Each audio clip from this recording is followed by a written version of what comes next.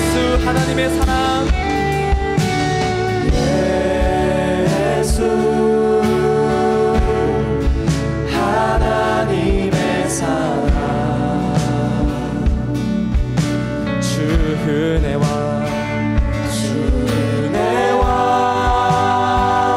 말씀으로 나타났네.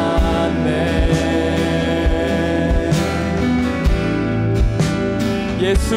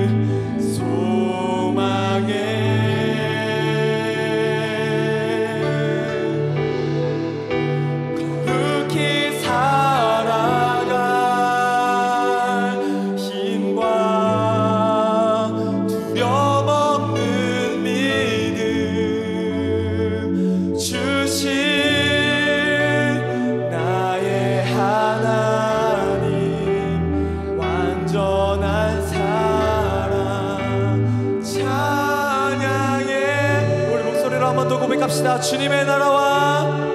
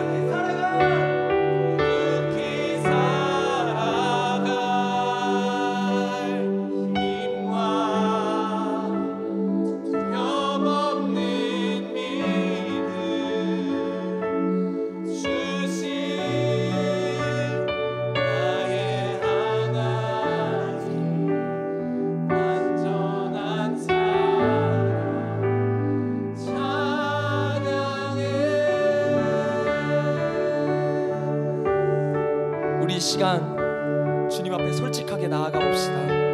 정말 솔직해져 봅시다. 우리 삶에 답이 있습니까? 우리 사회에 답이 있습니까? 갈등되는 남녀 갈등, 지속된 남녀 갈등, 세대 차이의 문제, 하나 되지 못하는 국가, 하나님에 대해서 무관심하고 하나님을 적극적으로 부정하는 이 민족, 누구보다 하나님 앞에 열심이었지만, 누구보다 하나님의 쓰임대로 쓰임받던 대한민국이었지만, 이제는 이단들이 판치고 하나님을 무시하려고 하는, 하나님을 배척하려고 하는 무신론이 판치는, 그로 인해 서로 갈등하고 서로 계산하고 서로 미워하고 서로의 것을 강탈하려고 하지밖에 않는 우리 사회가, 우리 소망을 잃어버린 사회가, 그 사회에서 살아가는 우리들은 어쩌면 우리 사회의 문제들을 뒤로 밀어두진 않았나요? 이 시간 눈을 똑바로 뜹시다. 이 시간 마음의 문을 활짝 엽시다. 유일한 답은 예수 그리스도십니다. 남녀 갈등의 유일한 답도 예수 그리스도시고, 대한민국이 겪고 있는 모든 경제 문제의 답도 오직 말씀대로 경제 가치관을 다시 세워야 되며, 우리가 겪고 있는 모든 인구 문제도, 모든 외교 문제도 오직 주님께서 해결하실 수 있습니다. 내 영혼아, 내가 어찌하여 낙심하며 어찌하여 내 속에서 불안해하는가? 너는 하나님께 소망을 두라. 그가 나타나 도우심으로 말미암아 내가 여전히 찬송하리로다. 지금 이 시간 주님께 소망을 둡시다.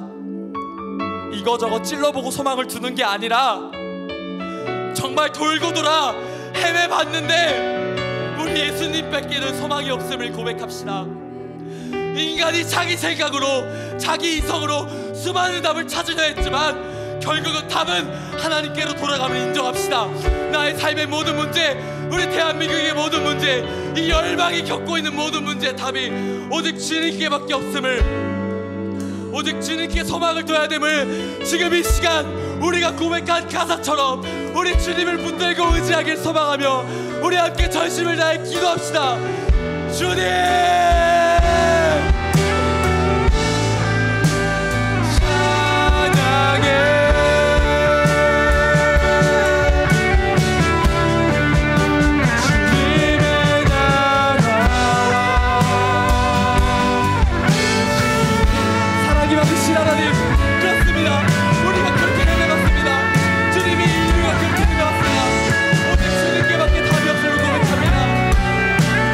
주님, 이 사회가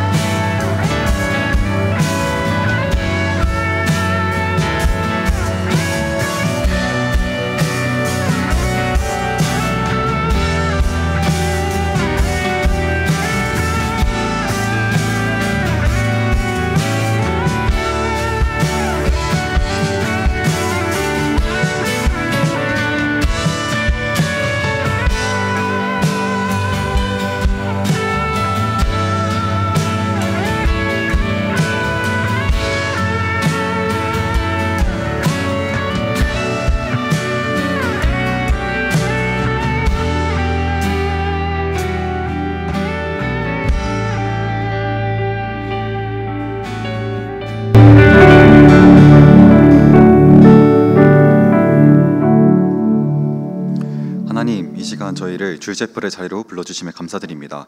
바쁜 시험 기간이지만 한 주의 끝을 주를 예배하며 나아가고 싶습니다. 세상 그 무엇보다 높으시고 우리 삶의 주인 되신 하나님에게 저희 마음의 왕자를 내어드리고 성령님의 권능 아래 살아가고 싶습니다. 만물의 창조주 되신 하나님을 높이며 영광을 주님께 올려드립니다. 이번 한 주간 지은 죄를 고백합니다. 일주일을 살아가면서 일상 속에서 죄를 짓고 하나님과의 교제가 끊어지기도 합니다. 미움, 시기, 질투, 교만, 음란, 정죄 등의 죄를 짓고 그 죄를 지은 나로부터 회피하거나 가끔은 그게 죄가 아니라며 합리화하기도 하는 나약한 주의 자녀입니다. 이 시간 저희 죄를 다시 깨닫게 하시고 주님 앞에 고백할 수 있는 힘을 주셔서 다시 주님께로 돌아가게 하소서. 다시금 주님과의 교제를 회복하게 하시고 주의 사랑을 입어 나 자신 그리고 주위 사람들을 사랑하게 하소서. 캠퍼스를 위해 기도합니다. 시험 기간으로 힘들어하는 지체들이 여럿 있습니다.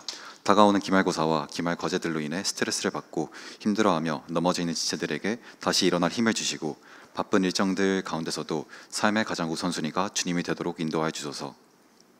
아무리 바쁘더라도 목마른 자에게 샘물 같은 말씀과 기도를 놓치지 않고 공부, 과제 등을 하는 중에도 마음의 방향은 주님을 향해 있는 시민들 되길 소망합니다.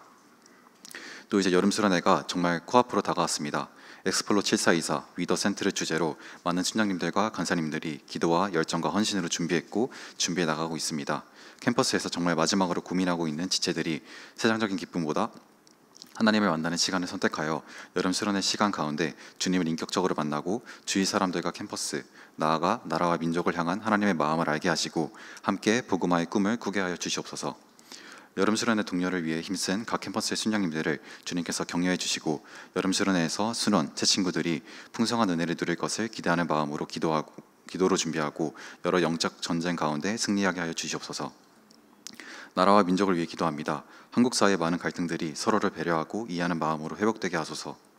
또한 현재 북한의 움직임으로 인해 북한에 대한 인식이 점점 악화되어 가고 있는데 북한과의 관계가 다시금 회복되게 하시고 사랑으로 하나 되어 가게 하소서. 오늘의 예배를 위해 기도합니다. 주님께서 박성민 목사님의 입술을 주관하셔서 참된 진리의 말씀이 이 시간 선포되게 하시고 이 예배 시간의 모든 초점이 주님께로 향하길 원합니다. 오직 주님만 바라보는 이 예배 시간이 되도록 이끌어주세요. 감사합니다. 예수님의 이름으로 기도드렸습니다. 아멘.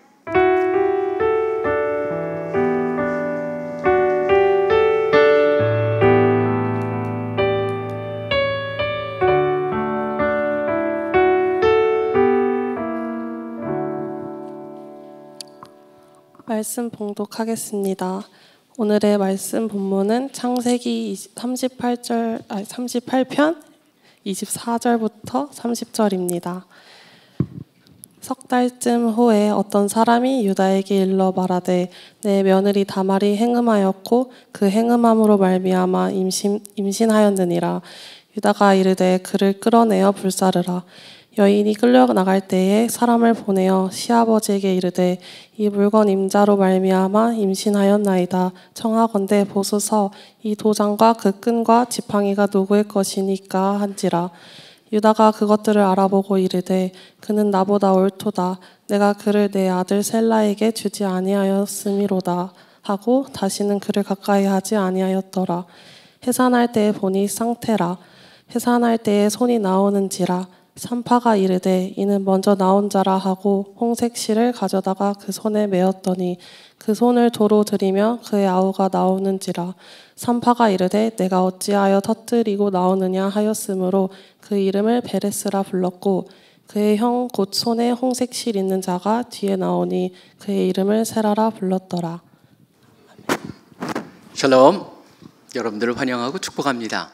지금 제가 야곱에 대한 설교를 하면서 모든 환난에서 하나님께서 구하셨다라고 하는 그 의미, 그것이 영어에는 NLT 같은 경우는 redeemed 했다. 근데 히브리어 같은 경우는 굉장히 독특한 단어를 쓰고 있다고 제가 말씀을 드린 게 기억하시는지 모르겠어요. 하고엘, 그래가지고 구속하셨다. 그래서 그것 때문에 사실 룻기를 보게 됐고, 룻기에 보면은 그 소위 말하는 친족을, 그러니까 그 기업을 무르는 자라고 하는 그 의미가 바로 하고엘이라는 의미거든요. 그 룻기를 보다 보니까 어떻게 하다 그런 의미가 생겼을까? 그리고 성경에 보면 족보에 나오는 또 하나 인물이 거기랑 연결이 돼 있는데 그게 바로 오늘의 주인공 다말이라는 사람입니다.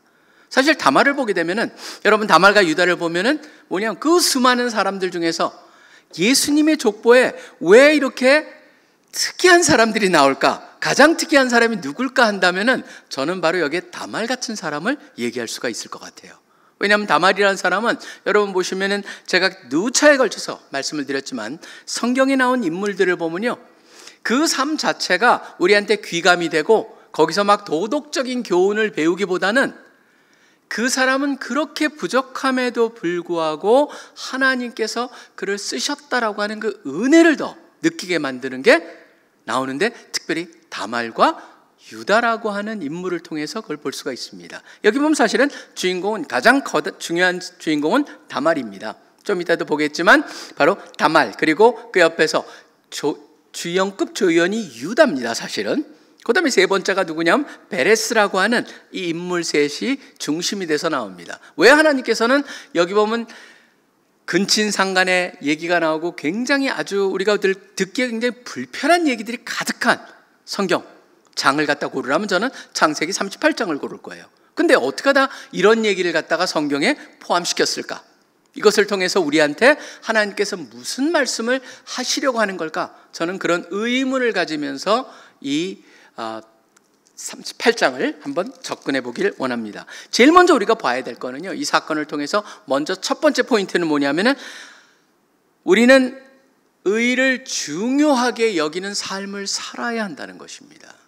왜냐하면 하나님께서는 의, 아까도 공의란 얘기가 나왔습니다. 지금 우리나라에도 왜 이렇게 세상이 어지럽냐 하면은 뭐가 빠졌습니까?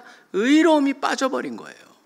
하나님께서 의로움을 얼마나 소중하게 여기시는가를 가르쳐 주시는 그 메시지가 나옵니다. 뭐냐면 다말이라는 사람의 얘기를 한번 잠깐 보시겠습니다. 보시면 38장 전반부로 가보십시오. 여러분이 이미 알고 계시는 분은 아시겠지만 상당수가 모르기 때문에 우리가 38장을 보셔야 됩니다. 다말이라고 하는 여인이 먼저 유다의 첫 아들하고 결혼을 합니다. 보면 그 3절에 엘이라고 되어 있습니다. 근데 엘이라고 되어 있고 4절에 보면 2절에 오난이 나오고 세 번째는 셀라, 세 아들이 있습니다. 근데 6절에 보면 엘이라고 하는 사람의 부인으로 다말이 등장을 합니다. 근데 7절에 분명히 얘기하고 있습니다. 유다의 장자 엘이 여호와가 보시기에 악함으로 여호와께서 그를 죽이신지라 라고 되어 있습니다. 여러분 보시면 여기는 어떻게 악한지 도대체 무엇을 했는지 알 길은 없습니다. 성경은 중요하게 가리킨 건 바로 뭐냐면은 엘이라고 하는 사람은 하나님 보시기에 악했다. 그래서 하나님께서 치셨다라고 되어 있습니다. 두 번째, 그렇기 때문에 이게 바로 여기에 나오는 이제 그 형제가 먼저 죽게 되면은 그 형제 중에 하나가 자식이 없이 죽게 되면은 결혼을 시키는, 그게 우리나라는 이렇게 번역을 합니다. 수혼제, 역연혼. 뭔 말인지 전혀 모르겠어요. 사실 이게 굉장히 어려운 말입니다. 왜냐하면 그 영어 성경에 보면은 이게 뭐라고 하냐면 levirate marriage라고 얘기합니다. 레비어라고 하는 말이 뭐냐면은 라틴어의 그러니까 그 형제의 형제라고 하는 표현입니다. brother-in-law. 그렇기 때문에 결혼을 했어요. 그러다가 형제가 자녀가 없이 죽게 됐어요. 그러면은 거기에 그 부인은, 그 과부는 어떻게 돼 있습니까? 그 형제의 다른 형제랑 결혼을 시키는 이유가 굉장히 간단합니다. 그 당시에는 과부는 먹고 살 길이 없어요. 아들이 없으면 살 수가 없는 거예요.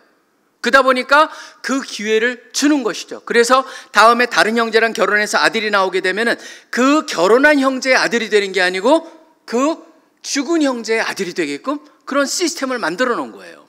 그러다 보니까 지금 첫째 아들하고 결혼을 했습니다, 다말이. 근데 그 아들이 죽어버려요. 그러니까 두 번째 아들인 오난하고 결혼을 했다라고 되어 있습니다. 근데 보십시오, 오난을 8절에 보면 이것도 또 굉장히 듣기에 불편한 얘기 나옵니다. 오난에게 들어가서 본분을 다해야 하라, 그렇게 되어 있습니다. 8절에 보면 남편의 아우된 본분을 행하여 내 형을 위하여 씨가 있게 하라. 그게 바로 아까 제가 말씀드린 우리나라 수혼제라고 말하는 그것인데 levirate marriage라고 하는 것의 핵심입니다. 그런데 오난이 어떻게 합니까? 그걸 거부합니다. 하나님께서 정해주신 그거를 거부하는데 이렇게 되어 있습니다. 오난이 그 씨가 자기 것이 되지 않을 줄 알므로, 왜냐하면 아들을 낳게 되면 형한테 속해버리거든요. 그러니까 알므로 뭐라고 되어 있습니까? 형수에게 들어갔을 때 그 형에게 씨를 주지 않고 땅에 설정하며, 그러니까 질외 사정을 했다라고 하는 거죠. 간단히 말하면은. 그러니까 어겨버린 거예요.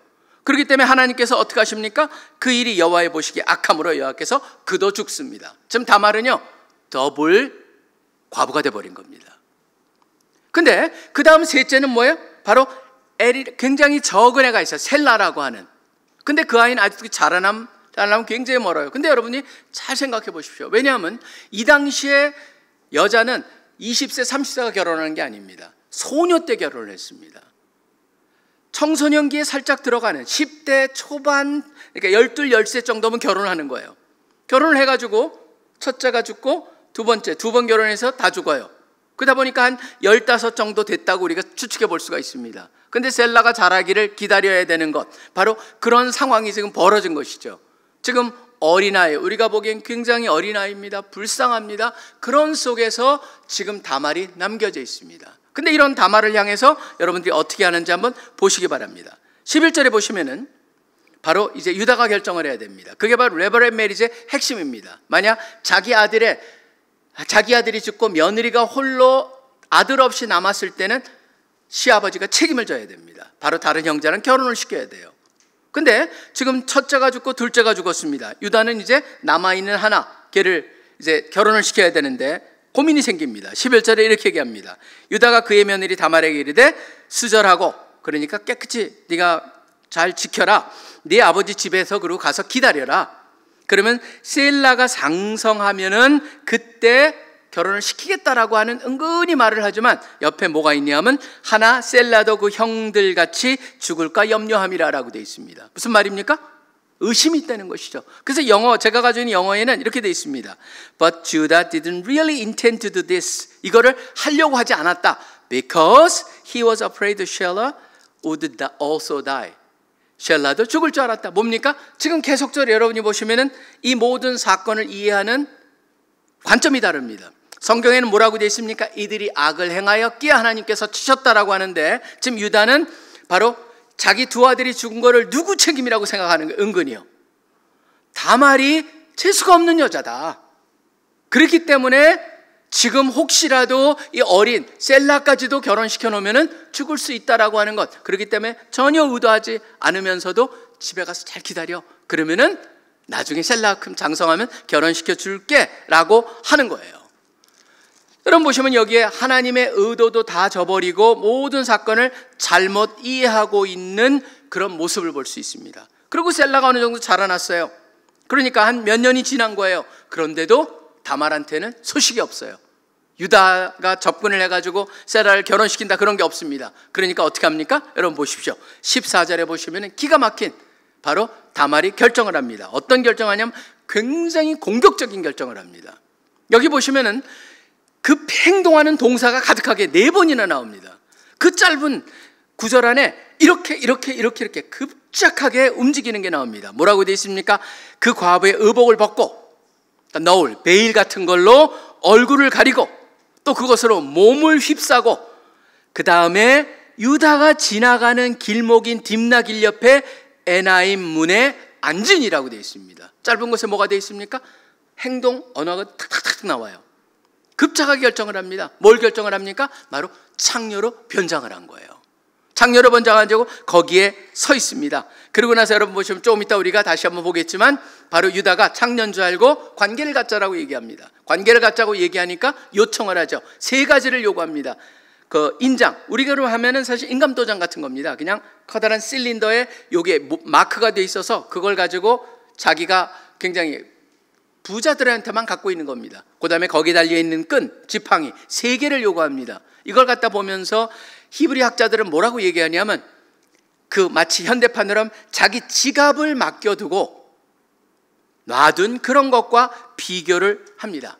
근데 여러분 보시면은 여기에 흥미로운 게 있습니다. 이렇게 해가지고 관계를 가져서 임신을 하게 됩니다. 나중에 근데 이 다말의 행동을 여러분 한번 잘 보시면 26절에 뭐가 나냐면 이렇게 표현합니다. 유다의 입을 통해서 그는 나보다 옳도다라고 되어 있습니다. 이것도 나중에 한번 보겠습니다. 중요한 건 뭡니까? 다말이 옳았다라는 얘기를 합니다. 옳도다라는 단어가 그냥 단순히 그게 죄가 없다라는 건 아닙니다. 중요한 건 뭐냐면은 여기에 쓰인 단어가 의로웠다라는 단어를 씁니다. 짜디크라고 하는 단어. 그러니까 성경에 나오는 우리가 의로워야 된다, 공의롭다 그런 모든 표현에 쓰는 그 단어를 갖다가 쓰고 있어요. 저는 이 다말을 보면서 느끼는 게 그겁니다. 왜냐하면 그 다말은 뭘 이용한 겁니까? 그 당시에 보면은요, 성에 관해서 남자랑 여자랑 이중잣대를 가지고 있었습니다. 남자는 창녀랑 자도 문제가 없어요. 그렇기 때문에 유다 같은 경우에는 그렇게 해왔기 때문에 다말도 그걸 알아서 유다를 길목에서 기다렸던 것이죠. 근데 여자가 그 행동을 하면 여자는 죽임을 당해야 돼요. 그렇기 때문에 유다는 어떻게 합니까? 나중에 다말이 임신했다는 걸 알고 죽여버려라 라고 얘기를 하잖아요. 이중잣대를 갖다가 공격하고 있는 것이죠. 다말은 유다의 이중잣대뿐만 아니라 사회의 이중잣대를 갖다가 공격하는 겁니다. 거기에 더해서 또 뭐가 있습니까? 하나님의 명령이 있습니다. 하나님은 이 세상에서 자기 스스로가 살 수 없는 그런 불쌍한 사람들을 향해서 늘 돌보심이 있는데 그 중에 대상으로 지속적으로 나타나는 사람이 누굽니까? 고아와 과부예요. 고아를 향해서도 그렇지만 과부를 향해서는 고아와 과부를 붙드신다. 그 다음에 과부는 하나님께 책임지신다라고 하는 게 예레미야 49장에 보면요, 심지어 에돔 과부까지 하나님께 책임지신다라고 되어 있어요. 하나님은 사회 속에 불쌍한 사람들을 갖다가 책임지신다. 그리고 우리를 향해서, 믿는 사람들을 향해서, 하나님의 백성들을 향해서 그들을 책임져야 된다. 사실은 그런 정신이 남아있는 게 어디입니까? 노블레스 오블리주라는 거예요. 그게 불어로 그 기독교 정신입니다. 그게. 그러니까 귀족은 바로 의무가 있다. 무슨 의무냐면 나눠줘야 되고 돌봐줘야 되는 의무가 있다라고 하는 게 바로 핵심입니다. 그게 바로 성경 속에 나와 있는 거예요. 그것을 갖다가 유다가 하지 않았기 때문에 그것을 저버린 유다를 향해서 다말이 선택한 이 행동이 짜디크했다. 그래서 의롭다라고 얘기를 해야 됩니다. 하고 있는 것이죠. 근데 여러분 여기서 잘 보셔야 됩니다. 26절에 보시면은 이렇게 돼 있죠. 그는 나보다 옳더라라고 돼 있습니다. 절묘합니다. 여러분 이걸 잘 생각해 보세요. 다말이 한 게 죄가 아니에요? 그거는 잘한 일이에요? 아니에요, 여러분. 여기 성경을 잘 보세요. 뭐라고 얘기하는 겁니까? 그가 한 것도 죄고 내가 한 것도 죄다. 그렇지만 내가 한 죄가 훨씬 크다 보니까 그가 한 죄는 덜한 것이다라고 말하고 있는 거예요. 그렇기 때문에 그는 나보다 옳도다라고 하는 얘기를 하는 것이죠. 내가 한 불의가 그 다말이 선택한 불의보다 더 큰 것이기 때문에 그가 더 나보다 낫구나라고 하는 얘기를 하고 있다라고 하는 겁니다. 여러분 보시면 이 말씀 통해서 늘 기억을 하셔야 될 게 있습니다. 죄 범죄함을 갖다가 놓고 하나님께서 그것을 갖다 잘했다라고 하고 괜찮다라고 말한 적은 없습니다. 여기도 마찬가지입니다. 우리는 늘 알아야 되는 게 하나님은 모든 죄를 다 싫어하시고 미워하시죠. 근데 이 케이스에서는 바로 뭐냐면 다말이 선택했던 거는 하나님의 의, 바로 유다가 갖고 있었던 모든 것들을 뒤집어 엎는, 결국은 다말을 통해서 하나님께 주시는 메시지는 저는 그렇다고 생각을 합니다. 사실 이 사회의 사회 정의 같은 것이 참 중요하다고 생각하는데 사실 이 시대를 보면서 참 느끼는 게, 여러분도 아까 우리 찬양을 하면서 기도가 나오는데도 느끼는 게 뭐냐면 이 사회를 봤을 때 진짜 의가 사라져버린 시대, 거짓이 판을 치는 시대, 그 다음에 속이고 온통 그런 것들, 또 아버지와 딸이라고 하는, 요번에도 저는 그 유명한 골프 선수의 그 케이스를 이렇게 보면서도 참 세상이 어떻게 하다 이렇게 됐는가 라고 하는 것을 참 많은 것을 느끼게 만듭니다. 의가 사라져 버렸습니다. 이제는 정직함도 더 이상 중요한 그러한 캐릭터가 아니라고 하는 것, 그걸 보면서 느끼는 게 뭘까요? 우리는 어떻게 해야 될까요? 사실 CCC라고 하는 그 전도와 선교 중심의 단체에서는 늘 우리는 하나님의 복음을 전하는 것이 중요하기 때문에 이런 하나님의 의가 여기에 이 세상에 펼쳐지는 것은 상대적으로 덜 중요한 것 같이 느껴질 수가 있습니다. 사실은 하나님께서는 모두에게 뭡니까? 균형을 갖길 원하시면서, 그래서 우리도 고민하면서 만든 게 뭐였습니까? 글로벌 에이드 네트워크라고 하는 개인이라는 사역을 오래전에 만들어가지고 그것을 통해서 어려운 사람들, 우물을 파주고 가난한 사람들을 도와주고 그 다음에 그런 일들을 갖다 지속적으로 하고 있는 것, 바로 그것도 균형을 찾고자 하는 것이죠. 전 이렇게 생각을 합니다. 바로 노블레스 오블리주라고 하는 말을 들으면서 그거는 부자나 높은 사람이나 소위 말하는 이 세상의 귀족들만 하는 거야? 아닙니다. 진정한 우리는 누굽니까? 우리가 진정한 노블레스입니다. 하나님의 자녀들이잖아요. 그 때문에 저는 노블레스 오블리주라고 하는 이 귀족의 의무라고 되어 있는 그 자체가 뭐냐면 우리 모든 믿는 사람이 이 세상에 필요가 있는 곳에 우리가 그것을 동참할 수 있을 때 동참하는 것을 요구하고 계시는 한 의무. 그렇기 때문에 하나님은 우리로 하여금 의를 행하는 것이 중요하다라는 것을 이 말씀을 통해서 저는 가르쳐주고 계시다고 믿습니다. 다말을 생각하시면서 늘 그렇다, 우리는 내가 도울 수 있고 내가 할 수 있을 때 이 세상에 공의가 세워지고 펼쳐질 수 있도록 그 역할을 감당해야 된다를 기억하시면서 사시는 여러분들이 되시기를 간절히 축원합니다. 그 다음에 두 번째입니다. 두 번째는 뭐냐면요, 우리는 영적 변화가 필요한 존재라는 거예요. 저는 이걸 누굴 통해서 할 수 있냐면 바로 유다를 통해서 할 수가 있습니다. 여러분 보시면은 유다는요 진짜 희한한 그런 사람으로 등장을 합니다. 여기 보시면은 아까 제가 그랬잖아요. 18절에 보면 담보로, 그러니까 성관계를 갖는 담보로 창녀라고 착각하면서 그 며느리에게 뭐를 주냐면 당신의 도장과 극금과 당신의 손에 있는 지팡이를 줬어요. 그 나중에 보시면은 20절에 가보시면은 이제 보냅니다, 사람을. 나중에 염소 새끼를 대신 준다고 그랬으니까 염소 새끼를 낳았으니까 새끼를 가지고 그 여자를 찾습니다. 근데 그런 창녀가 없는 거예요. 찾지를 못해요. 그러니까 뭐라 그러냐면 괜찮아, 그래 잊어버려. 그러면 도장 다시 파면 되지, 이런 거죠. 지금 그렇게 해가지고 딱 잊어버려 그랬는데 지금 보시면요 24절이 바로 터닝 포인트입니다. 28절에 바로 그 사건이 일어난 석 달 후에 오늘 봉독하였듯이 어떤 사람이 유다에게 일러 말하되 네 며느리 다말이 행음하였고, 왜냐하면 임신했기 때문에 행음하였다는 거죠. 행음하였고 행음함으로 말미암아 임신하였느니라. 그 얘기를 듣자마자 유다가 어떻게 반응합니까? 여러분 이거는요 우리 성경에는 그를 끌어다 불사르라 굉장히 길게 되어 있습니다. 히브리어는 딱 두 단어예요. 뭐냐면 불살러 죽여, 그거예요. 굉장히 강한 표현을 쓰고 있어요. 여러분 보시면은 사형이라는 건 이해가 돼요. 죽여라. 왜냐하면 죄를 그 간음한 현장에서 잡히면 돌로 치고도 하거든요. 근데 불사르는 거는요, 여러분 이거는 아주 최악의 범죄자들한테도 잘 안 하는 겁니다. 불살러서 죽인다는 건 뭐예요? 단순한 죽임이 아닙니다. 고통이 인발부됩니다. 고통이 관여가 됩니다. 처절하게 고문하면서 죽이는 가장 극한 그 형태로 사람을 죽이는 게 바로 이 불사르는 거예요. 근데 그걸 얘기해요. 여러분의 이걸 갖다 보면서 유다의 마음속에 뭐가 있었을까요? 딱 그걸 듣자마자 내가 맞았다는 거죠. 바로 그 여자 때문에 내 첫째 둘째가 다 죽고 결국은 죽고 놔뒀더니 바로 저런 여자였다라고 하는 그 생각이 더해지면서 뭡니까? 그런 여자는 죽었어. 그냥 죽는 게 아니고 불태워 죽여. 바로 그게 여기서 진행되는 거예요. 굉장히 드라마틱하죠. 어떻게 보면 이게 영화라면 여기가 클라이막스입니다. 굉장히 긴장이 극도로 돼 있을 때 뭡니까? 이 여자는 여러분 우리는 알고 있죠. 죄 없는 여자였습니다. 이 죄 없는 여자가 죽는다면은 유다는 어떻게 될까요? 유다는요 이게 생각이 저는 자기를 생각하면서 자기가 행동을 정당화하지만 계속적으로 떠오를 거예요. 그래가지고 내 며느리를 내가 불태워 죽였어.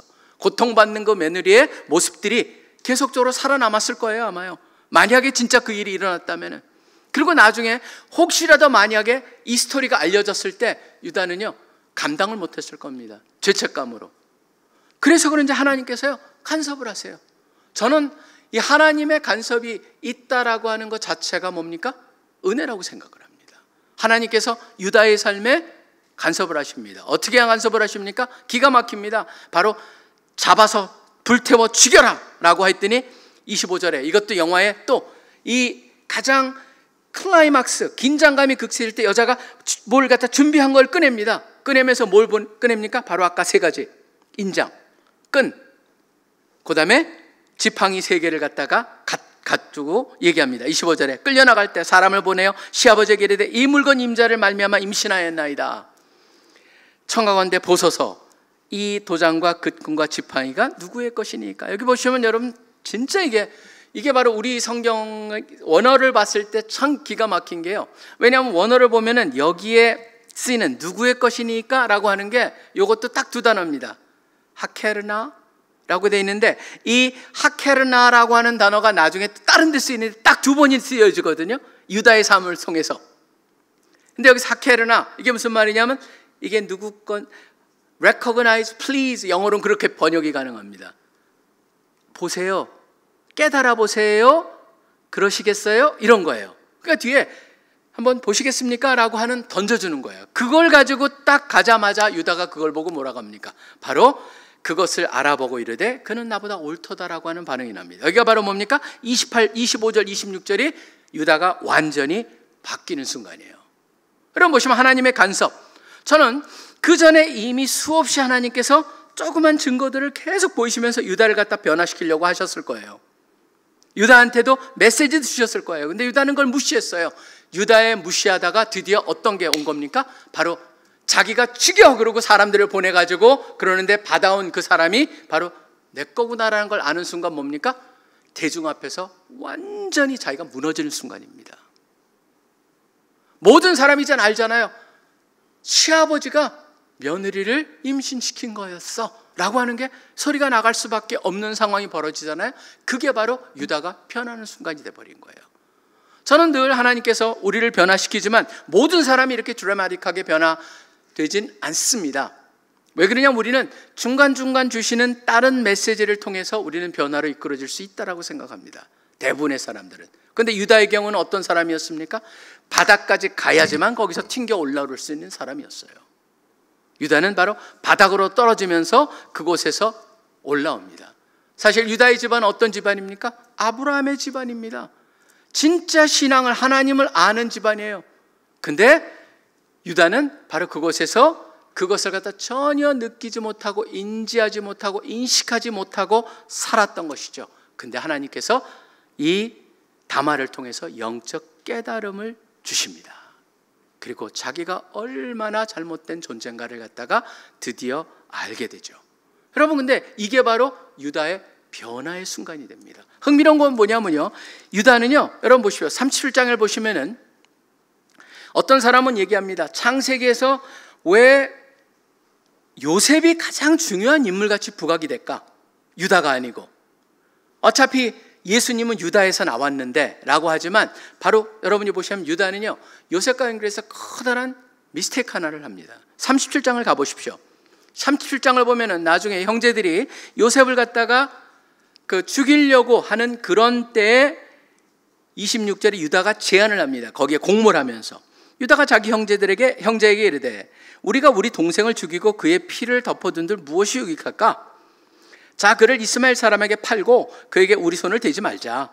그는 우리의 동생이요 우리의 혈육이니라 하매 그 형제들이 청종하였더라 라고 해가지고 팔아버리는 그 역할에 아이디어를 주는, 그렇지만 거기에 그걸 막지 않은, 루벤은 막았습니다. 근데 유다는 막지 않습니다. 그러면서 여러분 보시면은 그 염소를 갖다가 숫염소를 죽여가지고 그 옷에, 그러니까 요셉의 옷에다 피를 묻힙니다. 31절에 나오죠. 그들이 요셉의 옷을 가져다가 숫염소를 죽여 그 옷에 피를 적시고 그의 채색 옷을 보내어 그의 아버지에게로 가져가서 이르되 우리가 이것을 발견하였나이다.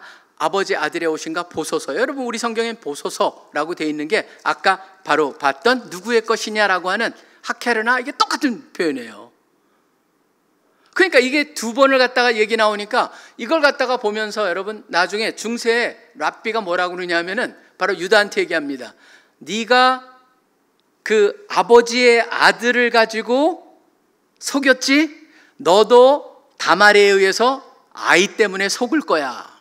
네가 아버지한테 가서 하케르나 이걸 알아보겠어요 라고 말했듯이 다말이 너한테 하케르나라고 할 거야. 이렇게 주석을 써요. 이게 참 굉장히 드라마틱한 표현입니다. 뭐냐면요, 저는 이게 늘 그런 생각이 들어요. 우리 영화에서도 보면 자기가 한 것이 나중에 궁극적으로 부메랑이 돌아온다라고 하는 그것이, 그러니까 what goes around comes around 라는 표현이 있어요. 사실 우리가 이 세상을 살아가면서 바로 우리가 때로는 그냥 좋지 않은 짓을 했을 때 잊어버리지만 결국은 그런 것들이 자기한테 자기가 다 책임을 져야 된다는 것을 보여주는데 37장에 38장에서 저는 하케르나라고 하는 그 단어를 갖다가 그 다말의 입을 통해서 사람한테 전달된 유다가 그걸 들으면서 무엇이 떠올랐을까요? 바로 37장에서의 그 하케르나가 떠올랐을 거라는 것이죠. 그러면서 유다는 철저히 대중 앞에는 우리 표현이 그렇지만 우리가 그런 표현하죠. 아주 큰 망신, 그러니까 개망신이라고 하는데 여기에 그걸 당하면서 유다는 완전히 바뀌게 됩니다. 바뀌고 나면서 여러분 보시면 나중에 요셉과의 관계 속에서 애굽에 내려가서부터 완전히 바뀌기 시작을 합니다. 43장에 가보시면은 요셉이 이제 베냐민을 데려오지 않으면은 안 된다라고 하니까 또 가서 양식을 얻어왔지만 한 번 더 갈 때는 베냐민을 데려오지 않으면 더 양식을 얻을 수 없으니까 야곱한테 얘기해서 베냐민을 보내야 된다, 같이 가야 된다 그랬더니 야곱이 얘기하죠. 내가 가장 사랑하는 라헬의 첫 아들도 죽었는데 남은 그 아들마저 죽으면 나는 못 산다. 그런데 그럴 때 유다가 뭐라고 얘기합니까? 제가 다 책임을 지겠습니다. 저희 아들들도 다 그 모든 책임 있는 걸로 해가지고 자기가 다 책임을 짊어지겠다라고 얘기합니다. 그러고 나서 요셉 앞에서 가서도 뭐라고 그러는지 아세요? 44장 여러분이 한번 잠깐 보세요. 변화가 일어났을 때 어떤 일이 일어나를 보게 되는데요. 44장 33절을 보시면은 자기가 그런 얘기를 합니다. 이제 주의 종으로 요셉을 향하여서 그 아이를 대신하여 뭐라고 그러냐면 베냐민을 대신하여 자기가 머물러서 내가 바로 당신의 노예가 되겠습니다. 바로 유다는요 철저히 변화해가지고 자기가 그것을 책임지겠다라고 하는 그런 책임지는 사람으로 바뀌어집니다. 저는 여기를 보면서도 참 느끼는 게 뭐냐면요, 하나님의 변화에 절묘하신 모습을 갖다 보게 됩니다. 우리 모두도 결국은 뭐예요? 하나님의 쓰임을 받기 위해서 하나님께서 지금 유다는 이 방법이 아니었으면 결코 하나님이 원하시는 메시아의 라인에 쓸 수 없었을 것입니다. 바로 하나님의 간섭하신 그 개인한테는 굉장히 힘든 그런 거였지만 그것이 아니었으면 유다는 고쳐질 수가 없었겠죠. 그걸 통해서 고쳐가지고 거기서 메시아의 라인이 되게 하셨다라는 것, 우리 모두가 바로 영적인 그런 변화가 필요하다는 것을 바로 유다를 통해서 온전히 알 수가 있다라고 하는 겁니다. 자, 그리고 마지막 세 번째는 바로 여기에 나오는 마지막 인물이죠. 베레스라고 하는 인물을 통해서 보여지는 게 있습니다. 이거는 수차례에 걸쳐서 참 많이 제가 말씀드렸습니다. 이것을 통해서 보여줄 수 있는 세 번째 교훈은 뭐냐면 우리는 세상과는 다른 하나님의 방법을 기대해야 된다는 거예요. 하나님의 방법 무엇일까? 세상과는 철저히 다르구나를 보여주는 게 베레스의 케이스도 그렇습니다. 지금 계속적으로 강조해 왔었습니다. 하나님이 장자를 택하지 않았습니다. 더 멋진 사람을 택하지 않았습니다. 어떻게 보면 가장 가능성이 없고 한심하게 보이는 사람들 택해서 거기에 메시아의 라인이 되게 하셨다. 그걸 통해서 보여주시는 건 뭐예요? 하나님의 방법은 세상의 방법하고 다르다는 거예요. 그렇기 때문에 저는 늘 로마서 12장 2절의 말씀을 여러분들이 잘 기억하셔야 됩니다. 너희는 이 세대를 본받지 말고 오직 마음을 새롭게 함으로 변화를 받아. 바로 이 변화라고 하는 단어가 transformation. 사실 그렇기 때문에 우리의 공동체, 바로 CCC의 핵심 아이덴티티로, 정체성으로 우리가 Life Transforming Communitas라고 하는 transforming을 썼던 것도 여기에 있습니다. 변화가 일어나야 됩니다. 무슨 변화가 일어나야 됩니까? 관점의 변화가 일어나야 되고 세계관의 변화가 일어나야 되고 결국은 우리가 하는 모든 잣대의 변화가 일어나야 되는 거예요. 세상의 것이 아니고 하나님의 잣대, 하나님이 보시는 눈, 하나님이 성경을 통해서 가르쳐 주시는 그런 세계관을 가지고 매사를 보고 세상을 보고 나의 인생을 보고 그렇게 살아야 된다라고 하는 게 바로 성경에서 나오는 가장 중요한 말씀 중에 하나라고 저는 생각을 합니다. 바로 그 잣대 중에 하나 보여주시는 게 뭐예요? 여기도 보면 바로 베레스랑 그 다음에 그 세라라고 하는 이름이 나옵니다. 보십시오. 원래는 누가 먼저 나왔습니까? 세라가 먼저 나왔어요. 세라의 이름은 뭐냐면 스칼렛, 바로 붉은 줄이라는 이름입니다. 불다라고 하는 거예요. 뭐냐면 손가락이 나오니까 거기다가 그 산파가 뭐냐면 그 홍색 실을 갖다 딱 매줍니다. 그랬더니 손가락이 다시 들어가요. 그리고 누가 나오냐면 바로 29절에 보면 손을 도로 들이며 그의 아우가 나오는지라 산파가 그래 네가 어찌 터뜨리고 나오느냐. 그래서 그 이름이 터뜨리고 나왔다라고 하는 거, break out 했다. 그게 바로 이름이 베레스라는 이름입니다. 그러니까 깨고 나왔구나. 그래서 break out이라고 하는 이것을 갖다 어떤 사람은 뭐냐면 breakthrough, 돌파구가 된다라고 하는 그런 표현으로도 씁니다. 하나님께서 결국 베레스를 갖다가 통해서 메시아의 라인이 되게 하셨고 그 다음에 둘째, 여기 아까 홍색 실을 맨 사람이 바로 세라라는 이름이 되는데, 여러분 보시면은 거기를 보세요. 마태복음 1장에 보면은 딱 나와 있습니다. 1장 3절에 족보에 보면은 유다는 다말에게서 베레스와 세라를 낳고, 그리고 세라는 없어집니다. 베레스는 헤스론을 낳고 헤스론은 람을 낳고 라고 하는 그 이름으로 연결되는 것을 볼 수가 있습니다. 그의 족보를 통하여서 메시아의 라인이 형성되었다라는 것을 보여줍니다. 저는 사실 이 사건을 통하여서 우리가 무엇을 볼 수 있을까라는 것을 다시 한번 생각하게 됩니다. 하나님께서 얼마나 이 세상도 하나님이 궁극적으로는 리드하고 계시고 주관하고 계시고 인도하고 계시는데, 이 속에도 우리의 믿는 사람의 삶을 통해서 하나님의 의가 드러나기를 원하신다라는 것을 보여주고 있고, 그 다음에 하나님께서는 사랑하는 자를 간섭하시며 그들을 변화시키시는 분이라는 걸 분명히 보여주면서, 우리가 또 기억해야 될 건 세상을 주도하시고 인도하시는 하나님의 방법은 진짜 세상의 것과 너무너무 다를 수 있구나. 그리고 그것과 함께 보여주는 건 뭡니까? 때로는 인간의 실패를 통해서 하나님께서 선을 이루시기도 하고, 그 다음에 세상에서 당연하게 보이는 것도 버리시고 그렇지 않은 방법을 선택하기도 하시고, 인간의 실수를 통해서도 그것을 하나님의 뜻을 이루어가시는 그런 하나님의 놀라우신 위대하심을 우리가 보게 됩니다. 그 하나님을 의지하시면서 우리가 끝까지 승리하는 그런 하나님의 백성들이 되기를 간절히 소원하고 축복합니다. 기도하겠습니다. 하나님 아버지, 감사하고 감사합니다. 오늘 어떻게 보면은 굉장히 특이하고 또 성경에 이런 얘기가 나오는가라고 하는 입에 담기 힘든 그러한 사건들에 속한 그런 장을 보면서 우리가 그 안에 담겨진 하나님께서 우리로 하여금 또 깨닫길 원하시는 그런 내용들을 점검해 보았습니다. 주님, 그렇습니다. 이 땅에 우리가 보냄을 받은 자들로서 진정 하나님의 백성이고 또 예수 그리스도의 형제들이고 또 하나님의 자녀들로서 이 세상에서 우리가 하나님의 의를 항상 기억하면서 그것이 이루어지길 원한다는 것을 알면서 그런 도구들이 되기를 소원하고, 또 우리가 온전히 그런 일을 하기 위해서라도 영적으로 온전히 변해야 된다라고 하는 것, 참 하나님께서 보여주시는 수많은 사인들을 통하여서 또 말씀을 듣는 중에도 그러한 것이 우리의 마음에 깊은 감흥과 감동이 있게 하여 주셔서 우리가 변화가 되는데 도움이 되게 도와주시기를 소원합니다. 하나님의 방법, 늘 세상과는 다를 수 있다라고 하는 가능성을 가지고 매사를 갖다 돌아보면서 하나님의 역사를 기대하며 또 사모하는 우리 모두 되게 하여 주시옵소서. 모든 것을 살아계시 역사하고 계시는 예수 그리스도 이름으로 간절히 기도합니다. 아멘.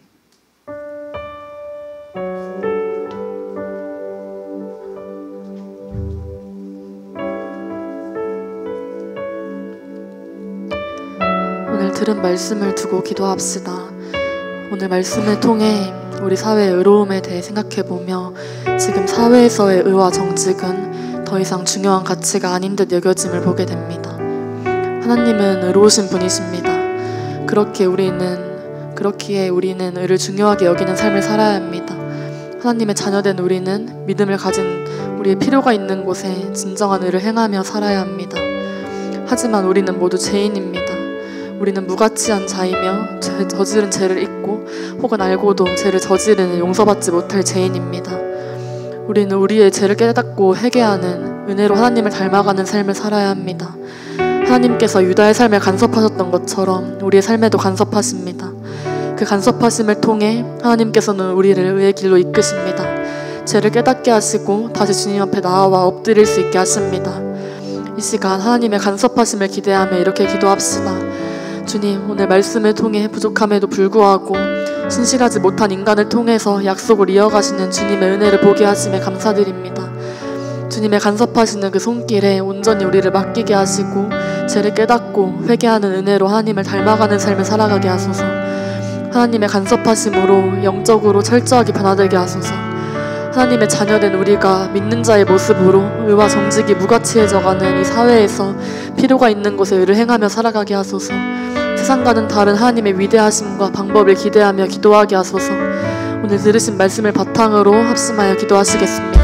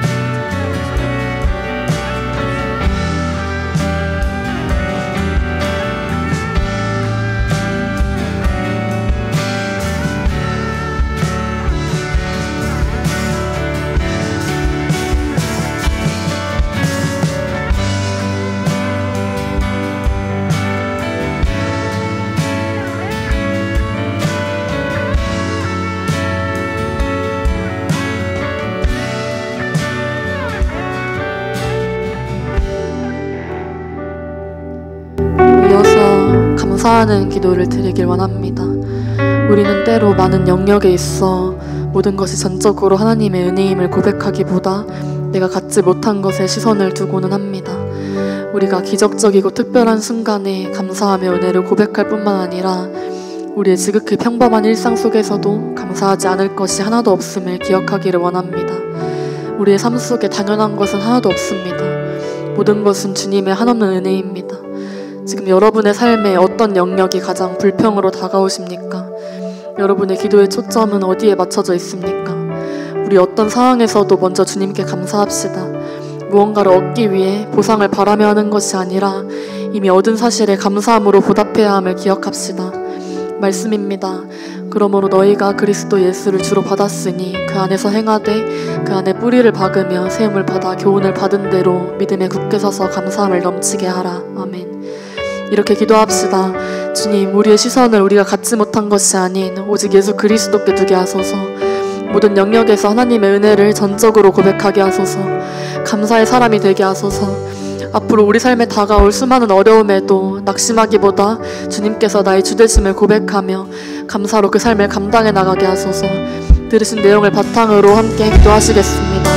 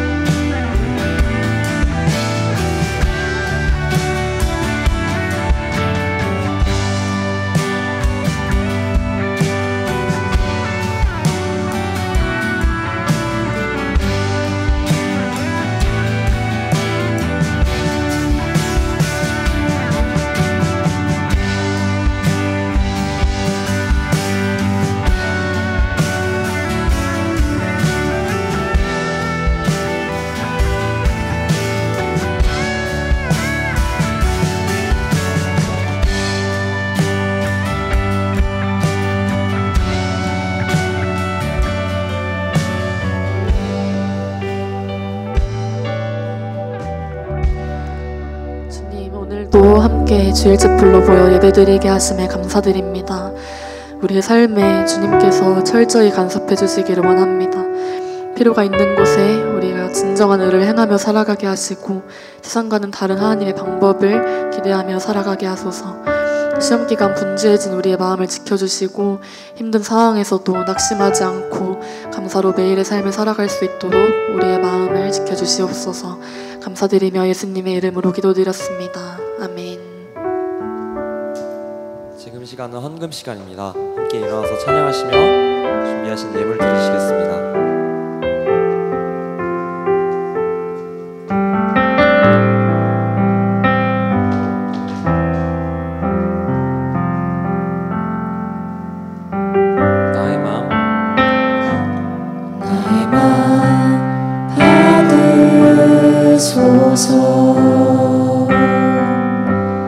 오셔서 주님의 저소 삼으소서.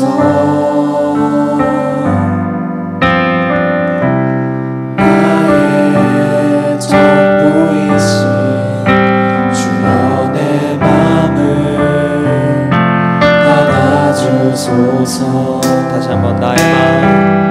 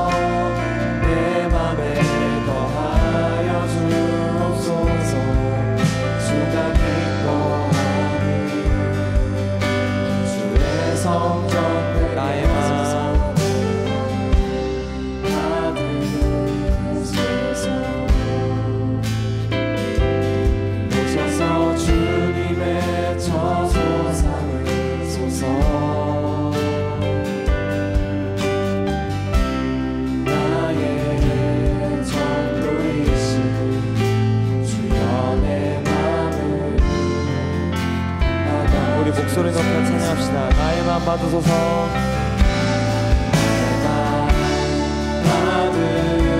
받으소서. 오셔서 주님의 저소 삼으소서. 나의 전부이신 주여 내 맘을 받아주소서. 나의 마음을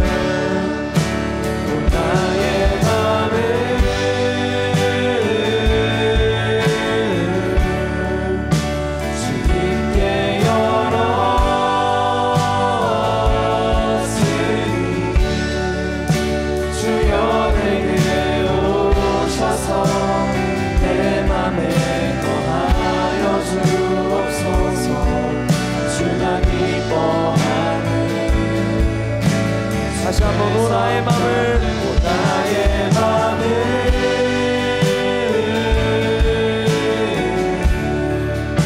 주님께 열었으니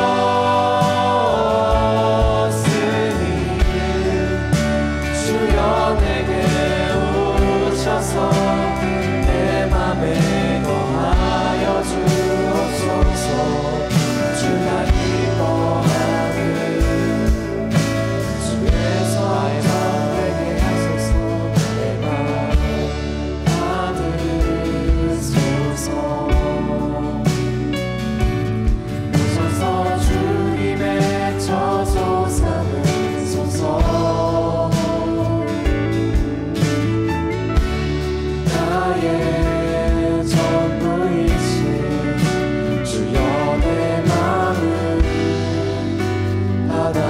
우리 목소리로 한번 고백합시다. 나의 마음 받으소서. 주여 주님의 저소 삼으소서.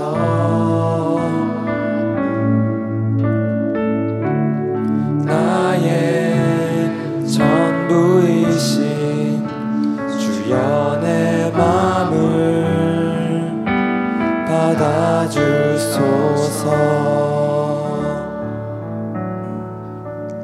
하나님 아버지, 우리를 이곳으로 불러주시고 함께 예배드리고 찬양하고 또 말씀 듣고 또 주님께서 좀 저에게 허락하신 재물의 일부를 주님의 영광과 나라를 위해서 드리게 하여 주시니 감사합니다. 우리 삶 전체가 늘 감사가 넘치고 주님의 은혜를 믿고 산다는 것을 기억하는 우리 모두 되게 하여 주시옵소서. 이제 여름 수련회를 눈앞에 두고 있습니다. 한 사람도 와야 될 사람 빠지지 않고 다 올 수 있게 하여 주시고 주님이 마음 놓고 역사하시는 그런 장소 될 것을 기대합니다. 지금 우리 주 예수 그리스도의 특별하신 은혜와 하나님 아버지의 무한하신 사랑하심과 성령님의 교제하심이 이제되면서 예배를 드리는 CC의 귀한 형제자매들의 학업과 가정과 하는 모든 일 위에 이제로부터 영원토록 항상 함께하여 주시기를 간절히 축원하옵나이다. 아멘.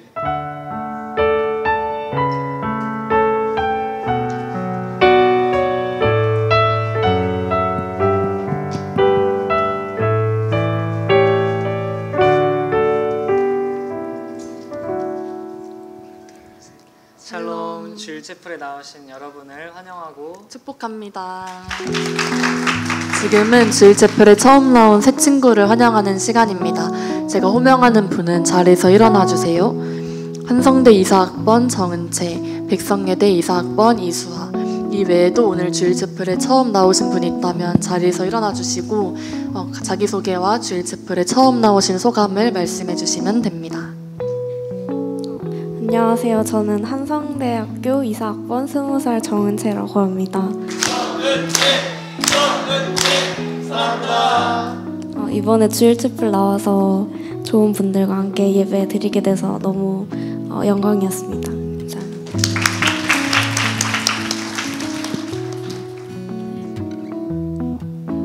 안녕하세요. 백석예술대학교 20살 이수아입니다.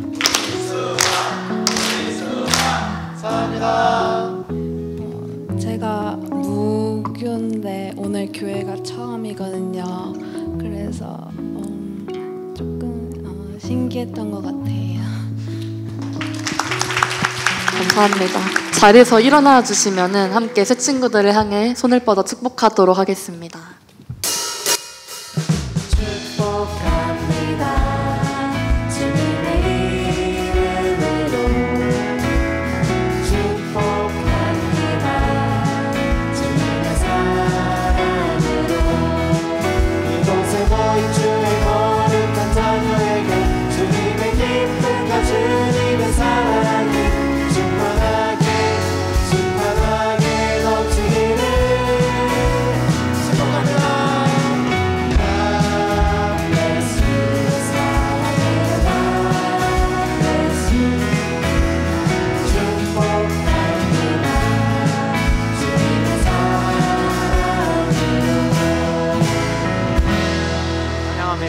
자리에 앉아주셔도 좋습니다.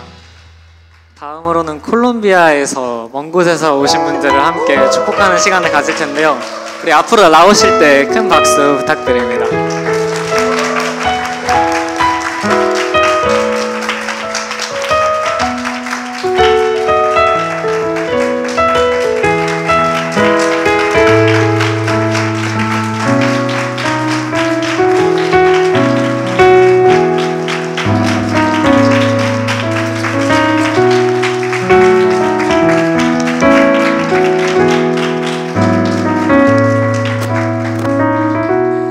마이크 전달해 주시면 자기소개와 함께 소감 말씀해 주시면 감사하겠습니다. 안녕하세요 여러분. 샬롬.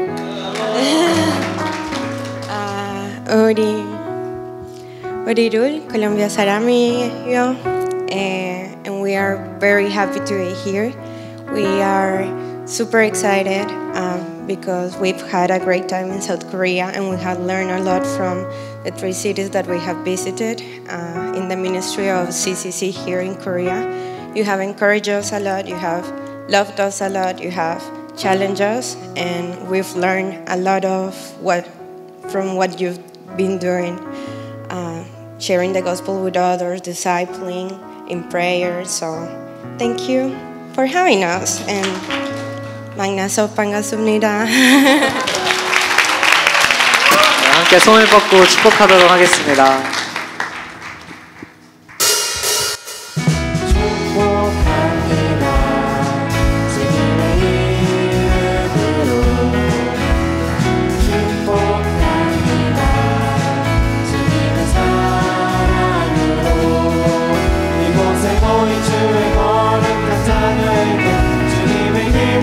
주님의 사랑이 충만하게 넘치기를 축복합니다. God bless you. 사랑해요. God bless you. 축복합니다. 주님의 사랑으로. 환영합니다. 자리에 돌아가셔도 좋습니다.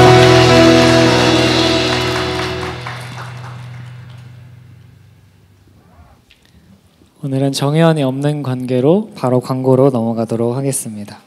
네, 첫 번째 광고는 엑스플로 7424 여름 수련회입니다. 벌써 8일 앞으로 다가왔는데요. 이제 일주일밖에 남지가 않았더라고요. 위더센트 요한복음 17장 18절을 주제 성구로 6월 24일부터 28일까지 평창 휘닉스파크에서 진행이 됩니다. 이제 정말 일주일 정도 남아서 정말 실감이 되고 많이 두근두근 거리는데요. 함께 여러분들과 예배드릴 생각에 너무 신납니다, 벌써. 그리고 50일 기도 체인이 계속해서 진행 중에 있습니다. 지금은 이제 서울지구 각 팀의 기도 제목이 올라오고 있습니다. 그래서 함께 더욱더 서울지구를 위해 기도하는 시간이니 함께 기도하면서 예배를, 여름 수련회를 준비해 주시기를 소망합니다. 오늘은 커뮤니타스 모임과 새친구 교육이 없습니다. 예배 이후에 자유로운 식규제를 보내시면 되겠습니다. 시험 기간도 마음 잘 지키시고 주님 안에서 승리를 누리시기를 소망합니다. 주일채플 찬양팀 워시파이츠와 함께 예배를 섬길 순장님들을 모집하고 있습니다. 찬양 인도자, 형제 자매 싱어 2명씩, 드럼, 일렉, 베이스, 호산나, 정예원을 대상으로 모집하고 있으니 관심 있으신 분들은 지원과 문의 화면과 주보를 참고하셔서 구명규 간사님께 해주시면 됩니다. 서울지구 미디어팀도 모집 중에 있습니다. 예배 중계, 영상 이미지 제작 및 편집 파트를 모집합니다. 각 파트별 교육을 진행하니 재능이 없더라도 함께 하실 분들은 꼭 지원해 주시면 되겠고요. 관심 있으신 분들은 최영 간사님께 문의해 주시면 되겠습니다. 주일채플 영성 일기방이 진행되고 있습니다. 함께하기 원하시는 분들은 톡방으로 들어와 주시면 되고요. 주님은 나의 최고봉 묵상글이나 본인의 자유로운 영성 일기를 남기는 방입니다. 많은 관심과 참여 부탁드립니다. 오늘 점심 메뉴는 한솥 제육 돈가스 도시락입니다. 화면 속 계좌로 점심 식사 비용을 보내주시면 되겠고요. 처음 오신 새 친구분들께는 식사비가 전액 지원되니 말씀해 주시고 송금 없이 도시락을 받아가 주시면 되겠습니다. 그리고 다음 주는 점심 식사가 제공되지 않습니다.